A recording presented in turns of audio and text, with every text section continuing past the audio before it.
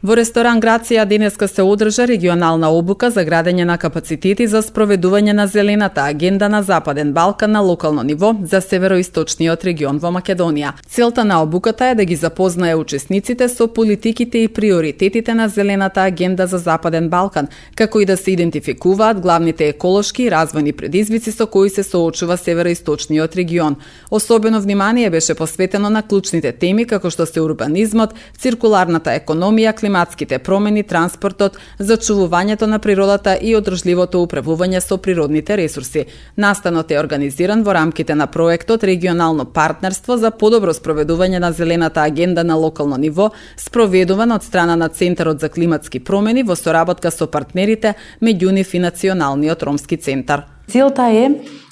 да ги доближиме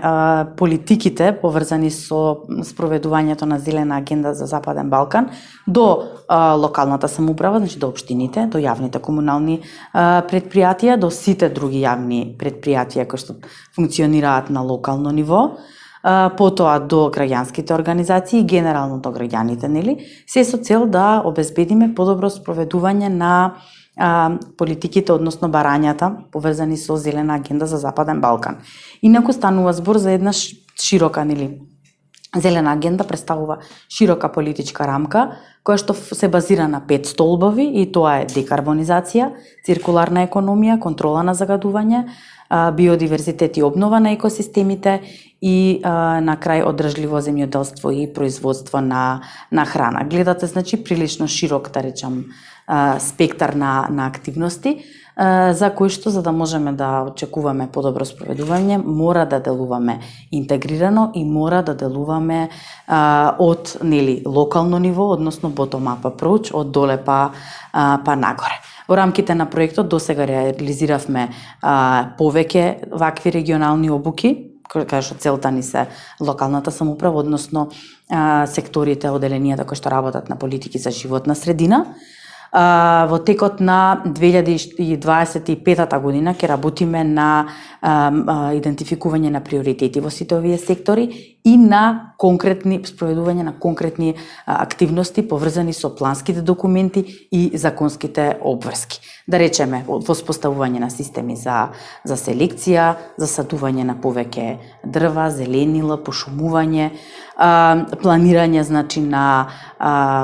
средства во буџетите на општините за изградба на велосипедски патеки и различни, или можеби дури и помали акции кои што директно ќе придонесат кон намалување на аерозагадувањето и генерално подобрување на условите за живот. Кој што е финансиран од страна на швајцарската влада преку програмата Civica Mobilitas. Се надеваме дека во блиски иднина ќе успееме и ние да бидеме дел од сите овие процеси за позитивни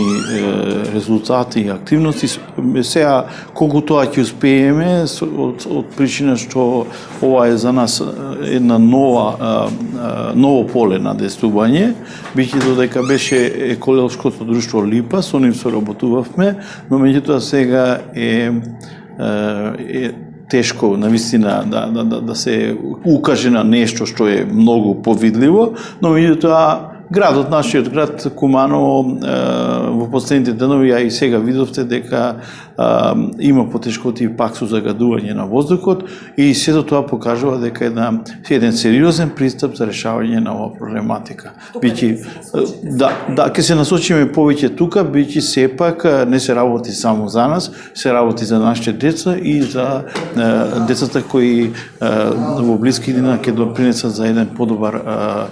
живот